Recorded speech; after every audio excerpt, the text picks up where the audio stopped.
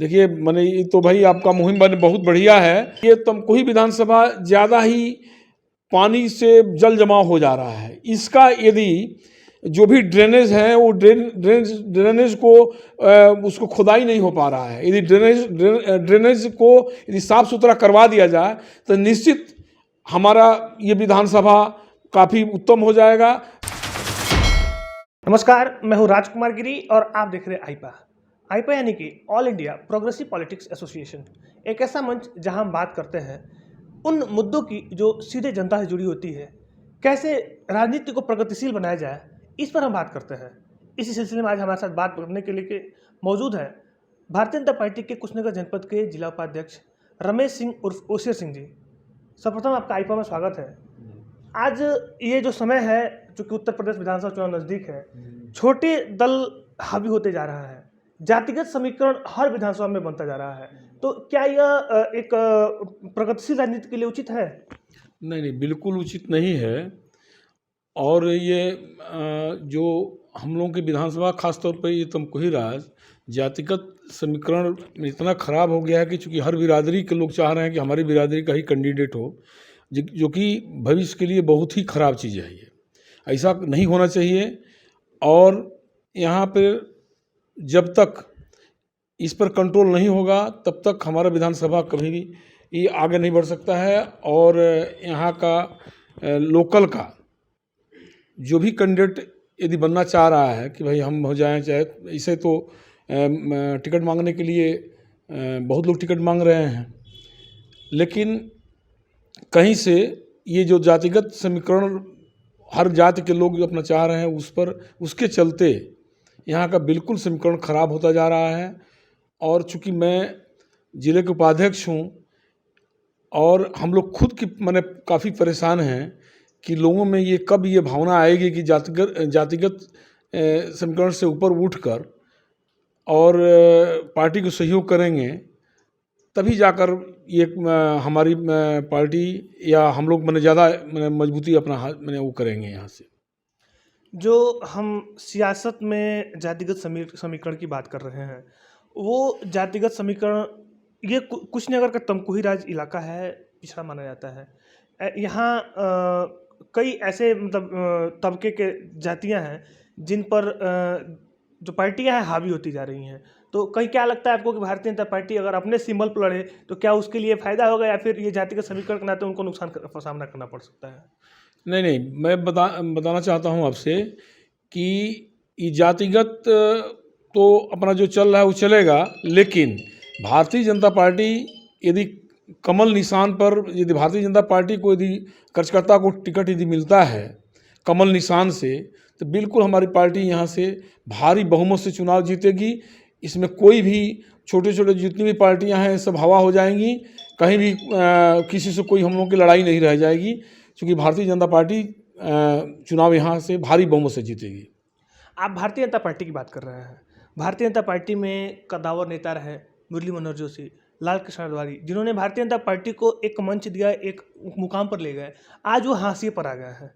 तो क्या आपको लगता है कि भारतीय जनता पार्टी में अब कार्यकर्ता उस तरह से सम्मानित है, उस कार्यकर्ता वो है जो पहले थे, या फिर अब का जो भारतीय जनता पार्टी है उसका जो समीकरण है, उसकी जो व्यवस्था है वो बदल चुकी है? इस पर क्या कहेंगे? देखिए, मैं बताना चाहूँगा, जैसे कि जो भी हमारे बड़े नेता लोग जो थे, जो आज की डेट में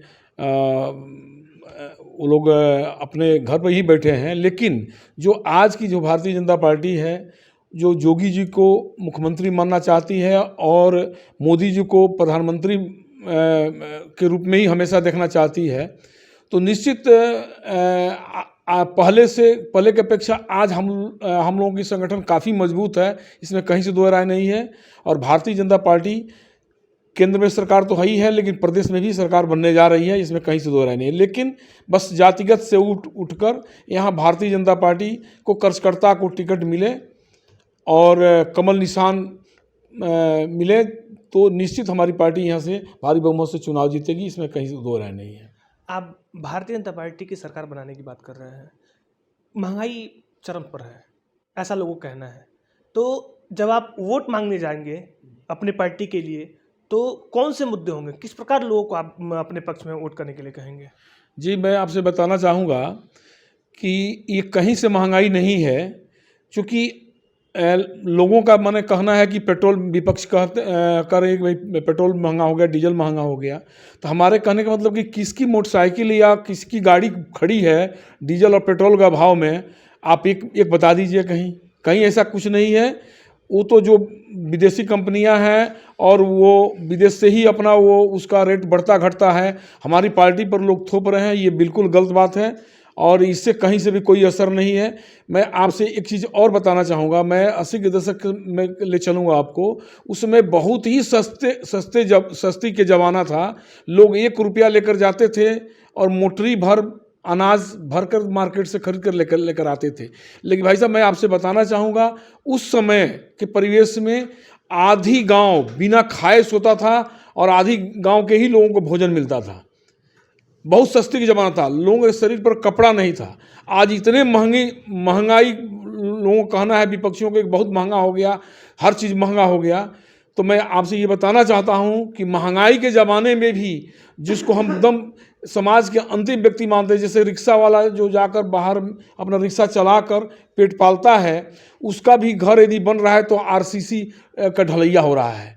कहीं से भी उससे कहीं कोई असर नहीं है, महंगाई से कोई असर नहीं है।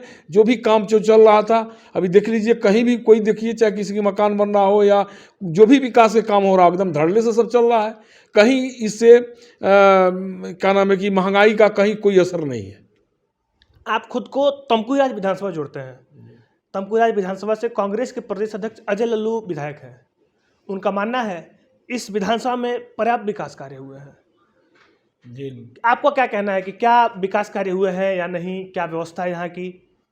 जी, कोई विकास नहीं हुआ है। अजय लल्लू ठीक है, विधायक दूसरी बार बन गए, चूँकि जातिगत समीकरण के हिसाब से अपना वो बन गए, लेकिन अब वो कहीं से चुनाव जीतने नहीं जा रहे हैं और दूर दूर तक कहीं से लड़ाई में नहीं है।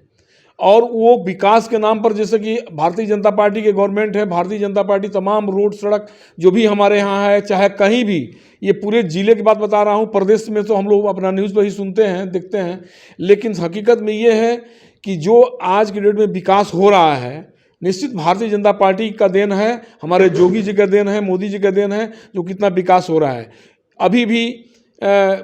अभी 2 सड़कों का अभी शिलान्यास हुआ है, हमारे उप मुख्यमंत्री जी केशव मौर्य जी के माध्यम से हुआ, तमकुही से अहिरौलीदान तक सड़क का, और एक सेवरही से बरवापड़ी तक। और इस सड़क ये सड़क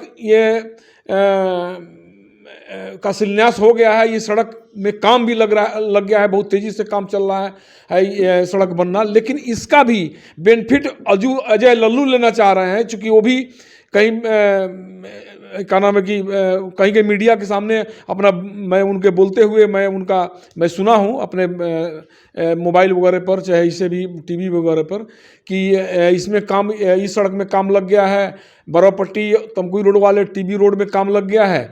लेकिन लग गया है तो इसका मतलब वो नहीं करा रहे हैं। भाई एक विधायक है, उनकी क्या हैसियत है, जबकि सरकार खुद करा रही है, तो हम सरकार को कहेंगे कि भाई अजय लल्लू कहेंगे? अजय लल्लू को तो कहीं मैं देखता ही नहीं हूँ कि उनके जो निधि का जो धन है कहाँ खर्च किए हैं, कहाँ कोई कामें नहीं दिखाई देता है मुझको। अच्छा, आपके हिसाब से तमकुहीराज विधानसभा में क्या 3 प्रमुख समस्याएं क्या हैं और उसके निवारण के लिए क्या करना चाहिए? एक तो प्रमुख समस्या है कि रोड सड़क जो भी है, ये तो इसका निवारण हो गया, जो कि सरकार इस पर मैंने ध्यान दे दी है। दूसरा ये है कि हम लोग का ये तमकुही विधानसभा ज़्यादा ही पानी से जल जमाव हो जा रहा है। इसका यदि जो भी ड्रेनेज है, वो ड्रेनेज को उसको खुदाई नहीं हो पा रहा है। यदि ड्रेनेज को यदि साफ सुथरा करवा दिया जाए तो निश्चित हमारा ये विधानसभा काफ़ी उत्तम हो जाएगा। कोई किसी का गन्ना का फसल या धान का फसल सब किसी का बर्बाद नहीं होगा, उससे हमारे किसान उबर जाएंगे। और तीसरी समस्या है, जो पहले हम लोग बहुत, ये विधानसभा काफ़ी भी जंगल पार्टी और क्रिमिनलों से काफ़ी भी परेशान था, जो कि आज हम लोग भारतीय जनता पार्टी की सरकार में और भी योगी जी के सरकार में जो उन्होंने गुंडा मवालियों पर जो उन्होंने इस पर काम किया है, जो इस पर कार्य कर रहे हैं, वो बहुत ही सराहनीय कार्य है, जिसके वजह से रात के अंधेरे में 12 बजे 2 बजे रात को भी यहाँ से लोग मार्केट से लोग गांव को अपने चले जाते हैं। कोई पूछने वाला नहीं है, ना किसी को कोई वो होता है, ना कहीं कोई छीना झपटी है, ना कहीं लूट है, ना कहीं कोई खसोट है। बहुत ही बढ़िया आराम से सब कुछ चल रहा है, कहीं से उसमें कोई वो नहीं है। मैं बात कर रहा हूँ आईपा मंच, जिससे हम आपसे संवाद कर रहे हैं। इस मंच की बात कर रहे हैं हम कि यह मंच जनता और जनप्रतिनिधि के बीच एक संवाद काम कर रहा है, प्रगतिशील समाज देने का काम कर रहा है। इस पर, इस आईपा के इस मुहिम को आप क्या कहेंगे?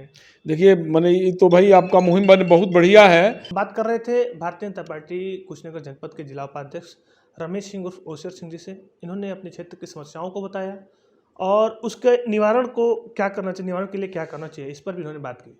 अगली कड़ी में हम अगले जनप्रतिनिधि से बात करेंगे और आपको बताएंगे उनके क्षेत्र के प्रमुख मुद्दा के बारे में। देखते रहिए आईपा। धन्यवाद।